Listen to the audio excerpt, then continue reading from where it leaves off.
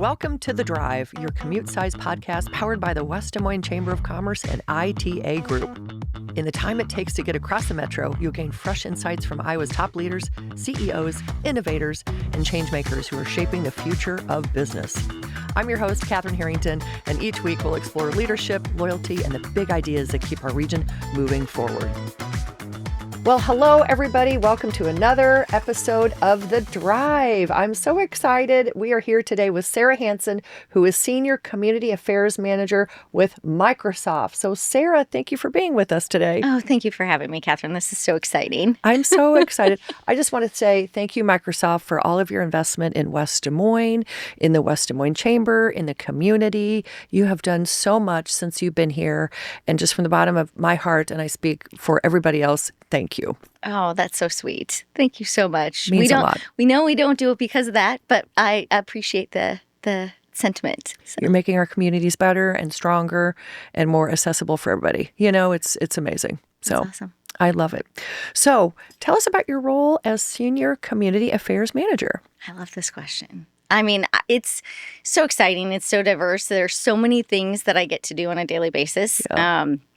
But I thought about this for quite a while. Like, what do I like the most out of what I get to do? And it's really about building relationships. Mm-hmm. I think that's why we match so well with the Chamber. Yeah. It's because it's really about looking at our mission to help and empower everybody, person, organization on the planet to do more, achieve more. And I feel like that's exactly what you guys do. So It's so exciting. And I get to continue to build those relationships with our neighbors and community members and make the impact that we do and have done for the last over a decade.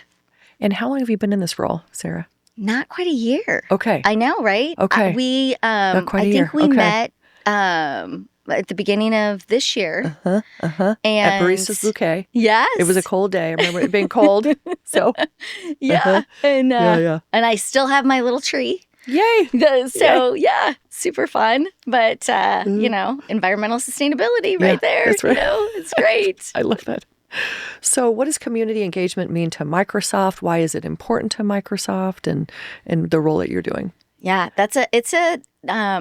it has so many different facets to it, but really it's how are we serving our community outside the walls of our data centers? Mm-hmm. We do a lot inside, but how are we getting out? What are we doing? How are we making an impact? I think the biggest thing for us is our community pledge and the ways that we are able to engage. It's so exciting, like the flexibility that we have to be able to go into the communities where we build and work and live and play and really give back. So I think for Microsoft, it's all about, again, empowering everybody to do more.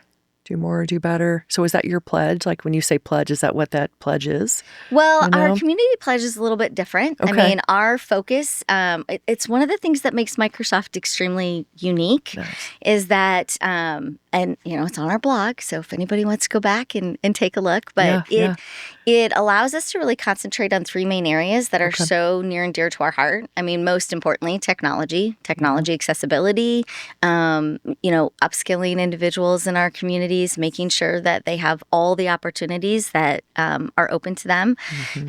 Environmental sustainability, like that for us, we have some pretty high goals that we are still on the road to achieve by 2030. Nice. And so, and we do that step by step in each of the different communities that we're impacting. Gotcha. And then last but not least is our community empowerment piece of our pledge. And really, that allows us to engage on just a real deep level, like looking at West Des Moines and, some of those myths that we talk about a little bit about, you're in West Des Moines versus Des Moines, those kind of things are out there. And yet we know we still have a significant need and ways that we can contribute to the community. And so that allows us to dial in. And we're the only one out of our industry peers that has put that in writing. Wow. And so it's pretty substantial for Microsoft. I love that so much.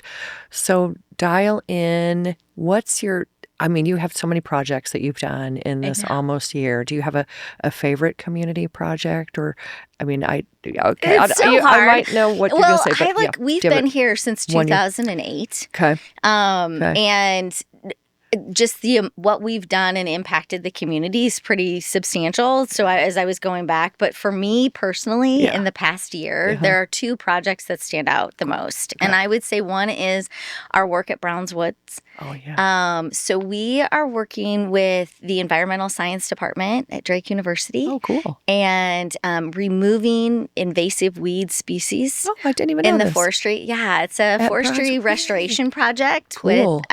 with Polk County and Drake, and it's 300 acres that we need to make sure are sustainable and going forward are available for everyone in our community, but outside of that, it would have been probably a 10-year project, and we're able to shrink that down to a couple of years just because of Microsoft's partnership with these amazing agencies. So that one's pretty exciting. Our team, was able to go out and plant trees and native species and that kind of thing. And to date, they've done over 150 acres. So that's pretty exciting. That's huge. But I would say my most favorite is, a couple weeks ago when we got together.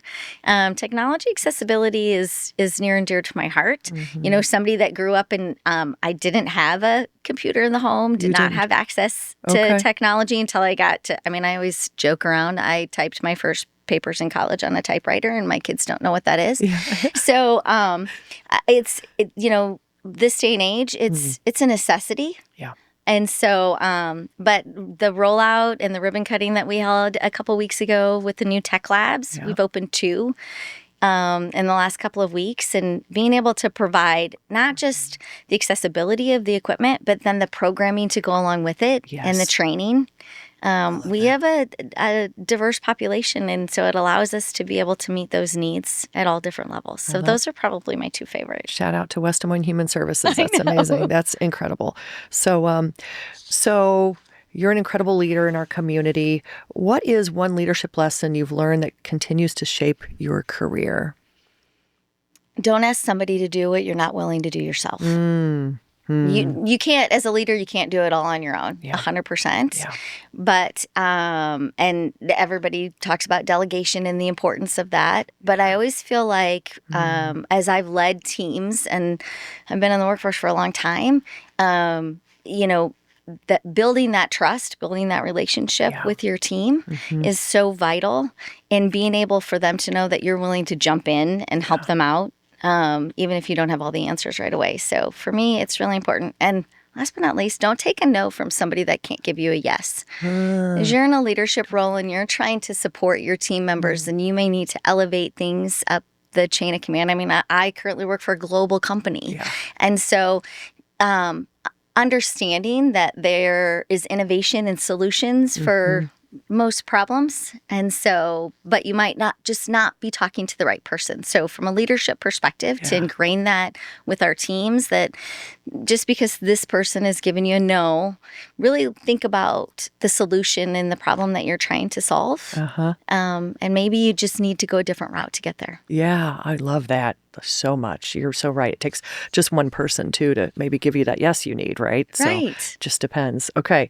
How do you keep yourself and your team inspired when you're working on these long-term projects? You mentioned some projects are 5 years. You narrowed the Browns Woods project to 2 years, but some of these are long-term. You may not see the impacts right away. So how do you stay inspired, though, during the whole process? Well, okay, so this might sound a little corny, but you know me well enough to know that's some of the things that I do. But I concentrate on a quote every single day. Every day you have a different quote? Every day. Nope, same quote. Same quote, okay. Do what's possible, then do what's necessary, and finally you will be doing the impossible. Oh, nice. Is that your quote? Did you make that up? Oh, no, that's St. Francis. But St. Francis, okay. Thank you, St. Francis. Love that. Yeah. But I think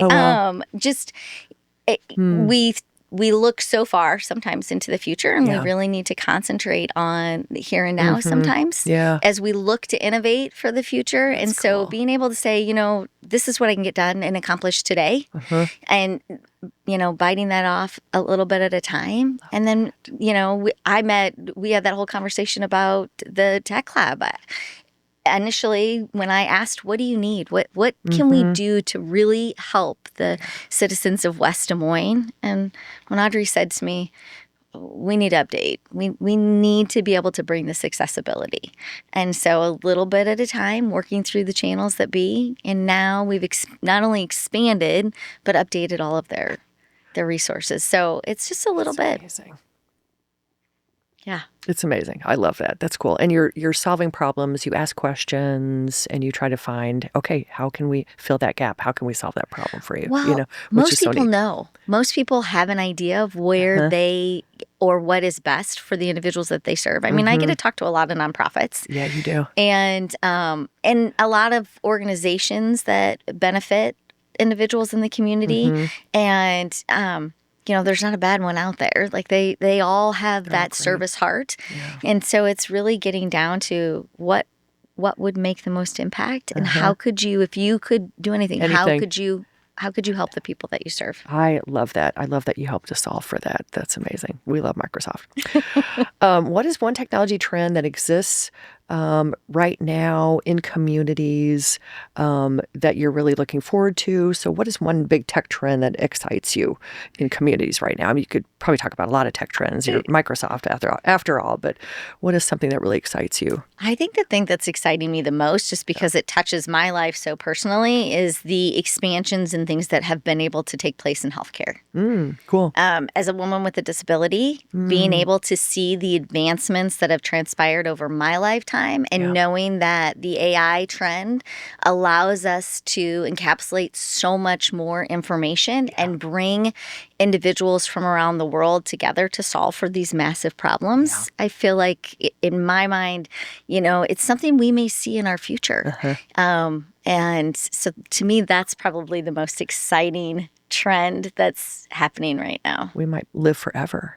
I don't know if I want to do that, but wouldn't that be kind of crazy? Oh my gosh.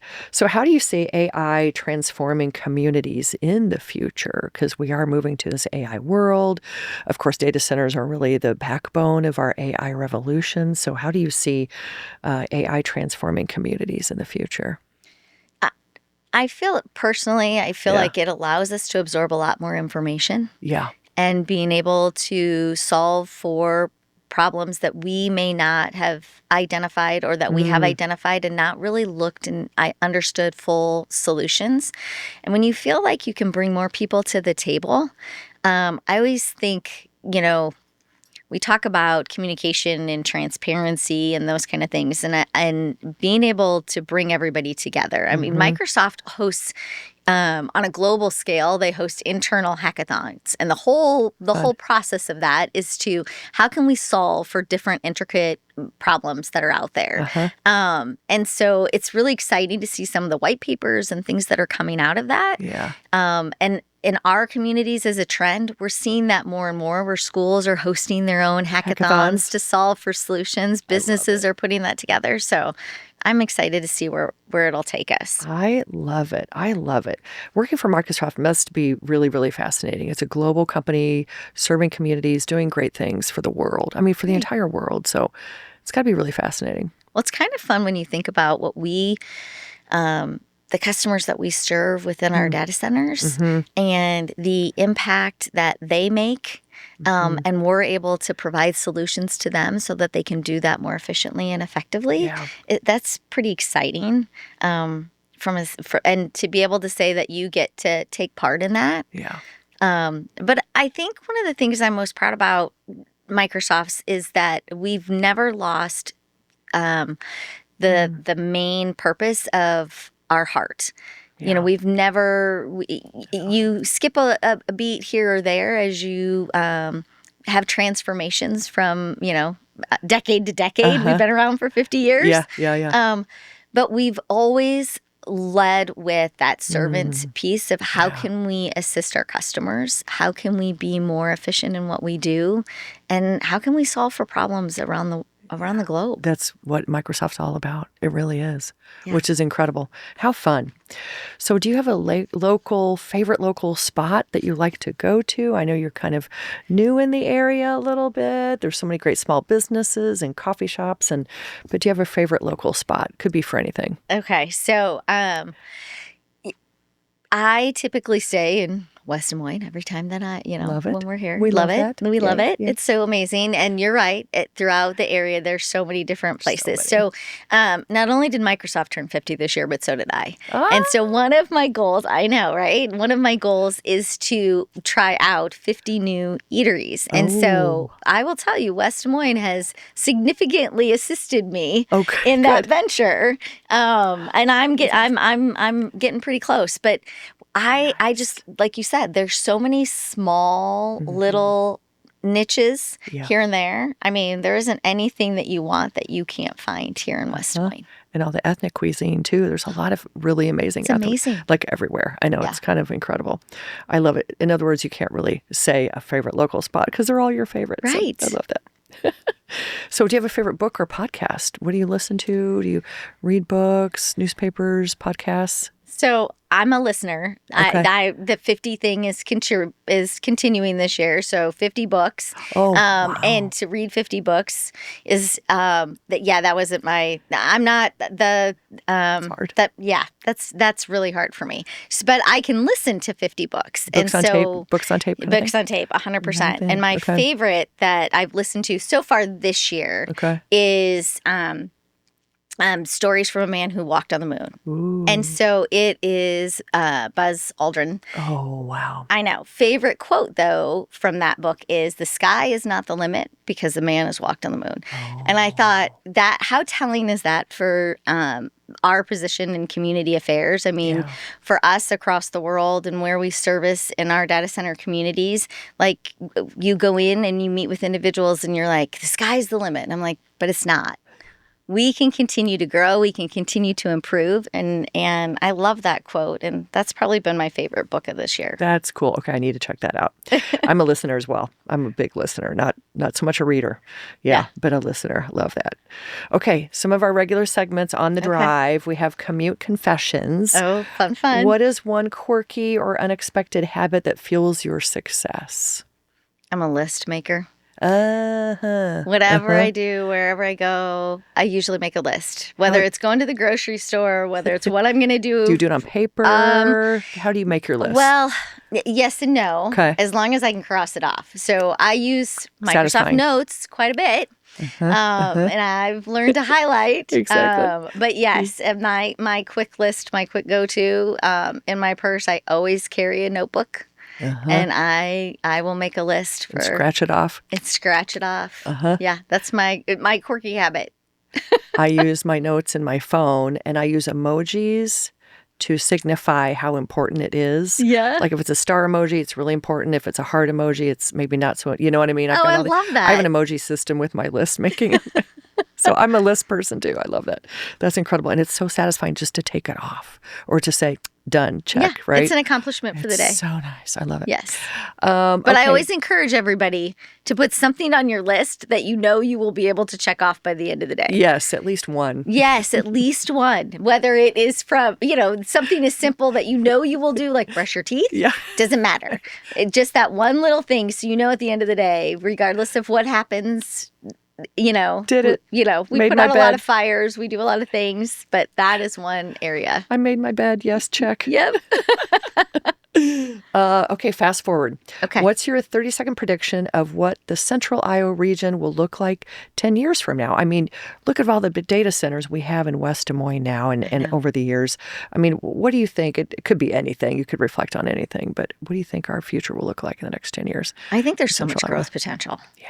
Like when you think of it from an economic development standpoint, or when you look at it from a technology standpoint, the things and the growth potential that we have, I'm really excited to see that Iowa's dug in and is really looking at solutions, especially for our students, for our businesses, how we will continue to grow technology education across the state and across Central Iowa. So, yeah, I think that we can continue to build on that. But for where we are and where we have to go, that's where I'd like to see us. Yeah. Okay. Love it. Continue to innovate. Continue to innovate. Innovation is Microsoft's middle name, right? 100%. Sara Innovation Hansen. And Tell us about your first car. We're on the drive. Tell us about your first car, funny story, quirky story, anything. Oh, I love it. Okay, so Toyota Camry, hand-me-down. Oh, yeah. And so, Love Toyotas. right? But I was the most popular when it came to, because of my car, which was not it wasn't a great car, but it had 4 doors. And so All the friends. I was a cheerleader back in the day. Yeah. And so that was, you could pile everybody in and head to the games. Yeah. And so very, very, one of those popular things that we get to do. So You probably had 10 people in your little car, right? well, I don't want to say I didn't use a seatbelt, but now that we've learned our lesson. So, Exactly. but yeah. I love it. I love it. Well, Sara Hansen, thank you so much for joining us on the Drive podcast. Thank you for what you do for our community, especially for West Des Moines. And thank you for investing in the Chamber and all these great nonprofits we talked about. So amazing. Thank you so much, Catherine. This has been a wonderful experience, and the best is yet to to come. The best is yet to come, and the West is yet to come. You're so right, Sara. So thank you so much for joining us on the Drive, and we'll see you at the next episode next week. Love you all. Bye. The Drive, fast, fresh, and full of ideas for the leaders of today and tomorrow.